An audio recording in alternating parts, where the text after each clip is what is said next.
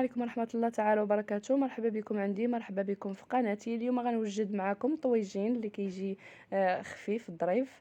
كنحتاج فيه هنايا الدجاج مقطع او ذبيله كان متوفر عندكم.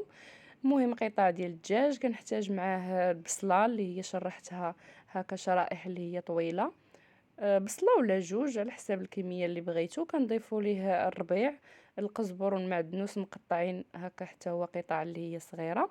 كنحتاج معاه هنايا الثومه يمكن لكم ديروا الثومه غبره او لا الثومه هكا محكوكه، واحد جوج فصوص ولا ثلاثه ديال الثوم. وكنضيف ليه شويه ديال الشحمه مقطعه، الشحمه ديال الكلوه اولا ديال الدواره اللي متوفره عندكم، غير باش كتطلق داك النسمه ديالها اللي هي زوينه مع الدجاج. هنا كنحتاج شويه ديال الملح، يعني على حسب الذوق اللي نتوما كتبغيو. وكنضيف ليه الملون اولا التصفيره، حتى هي كتبقى اختياريه. كنضيف ليه شويه ديال الابزار او الفلفل الاسود. كنحتاج معاه سكينجبير اولا الزنجبيل والخرقوم. التوابل كيبقاو حتى هما اختياريين، يمكن لنا نضيفو حتى التحميره اولا الفلفل الاحمر حلو ولا حار. الا ضفتو الحار بلا ما تضيفوا الابزار، ضيفوا شويه على حساب النكهه ديالو. حنا عارفين الابزار عنده واحد النكهه اللي هي زوينه. وبطبيعه الحال كنضيف شويه ديال الزيت. الزيت اي زيت متوفر عندكم، زيت نباتي اولا المهم اي زيت كطيبوا به.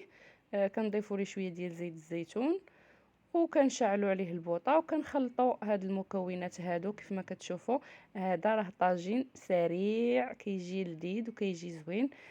كنخلطوا هاد التوابل مع الدجاج باش داك الدجاج كيشرب شويه ديال هاد التوابل. المهم هذا راه طاجين سريع.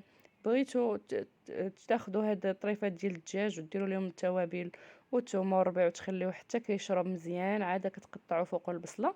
هذاك حتى هو كيبقى نوع اخر ديال الطياب. هذاك الا كان عندكم الوقت، ما كانش الوقت كديروا كيف ما غنطيب معكم انا هاد الطويجين هذا.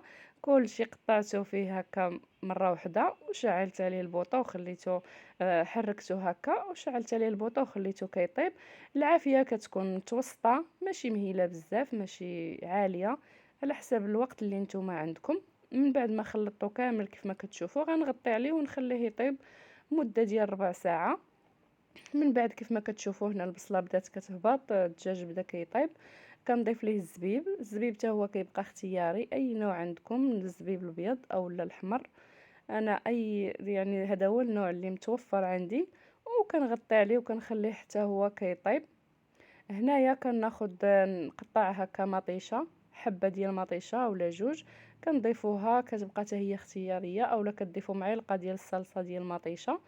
هنايا راه باقي ما ضفت ليه لا ماء لا حتى شي حاجه. البوطه عندي متوسطه، العافيه متوسطه. كنضيف معاه شويه ديال الحامض. يمكن الا نشف لكم الطاجين كتضيفوا ليه نص كاس ديال الماء، يعني كافي باش يطيب لكم هاد الطويجين هذا. الصراحه انا ما ضفت ليه لا ماء لا والو. البصله والدجاج والشحمه بوحدهم طلقوا هكا. هاد المريقه هذه كيف ما كتشوفوا المريقه اللي كتبان لذيذه. وغادي نغطي عليه. من بعد ما طاب الطاجين كيف ما كتشوفوا كيجي على هذا الشكل هذا. دابا راه وجد.